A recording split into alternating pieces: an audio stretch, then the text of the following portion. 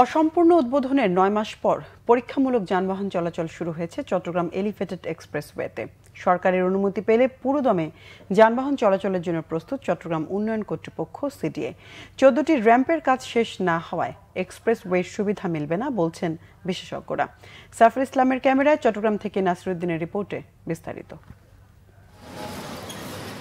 পরীক্ষামূলক যানবাহন চলাচল শুরু হয়েছে চট্টগ্রাম এলিভেটেড এক্সপ্রেসওয়েতে।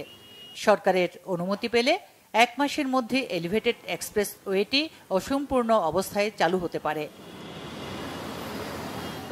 ২০২৩ সালের ১৪ নভেম্বর এটি উদ্বোধন করেন তখনকার প্রধানমন্ত্রী শেখ হাসিনা। অসম্পূর্ণ অবস্থায় উদ্বোধন করায় দীর্ঘ ৯ মাসেও যানবাহন চলাচল করতে পারেনি। ১৬টি র্যাম্পের মধ্যে এখনও নির্মাণ বাকি ১৪টির। এই অবস্থায় এটি চালুর জন্য পরীক্ষামূলক যানবাহন চলাচলের অনুমতি দিয়েছে সিডিএ। এরই মধ্যে টোল নির্ধারণ করা হয়েছে। ছোট গাড়ি বাবদ ১৫০ টাকা আর বড় গাড়ি ৫৮০ টাকা।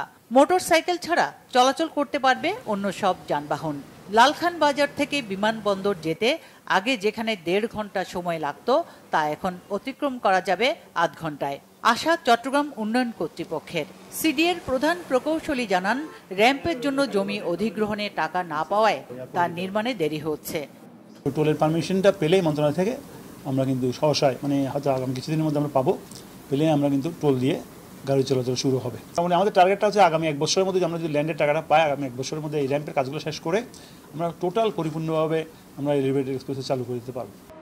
এদিকে বিশেষজ্ঞরা বলছেন, যথাযথ সমীক্ষা অভিজ্ঞদের মতামত ছাড়া তৈরি এই প্রকল্পের কাজ চলে প্রশ্নবিদ্ধভাবে।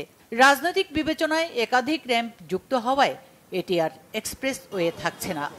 যখন যে ধরনের দাবি উঠেছে তারপর নির্ধারণ করে করে অনেকগুলি র্যাম্প যুক্ত করা হয়েছে। একদিকে এক্সপ্রেসওয়ে, আরেকদিকে 16টা র্যাম্প। তাহলে কি এক্সপ্রেসওয়ে থাকবে? This is not expressway at all. এখন যে ট্রায়াল রান, এটাও এক ধরনের প্রদর্শনবাদী এবং নতুন সরকারকে কারো কারো কর্মতৎপরতা দেখানোর একটা কৌশল বলে আমি এটাকে মনে করি। চট্টগ্রাম মহানগরীর লালখান বাজার থেকে বিমানবন্দর পর্যন্ত ১২ কিলোমিটার দীর্ঘ এক্সপ্রেসওয়েটি ৪.৫ কোটি টাকা ব্যয়ে নির্মাণ করছে সিডিএ। এলিভেটেড এক্সপ্রেসওয়েতে ব্যয় অনুযায়ী তেমন ফল বয়ে আনবে না বলে শঙ্কা বিশেষজ্ঞদের।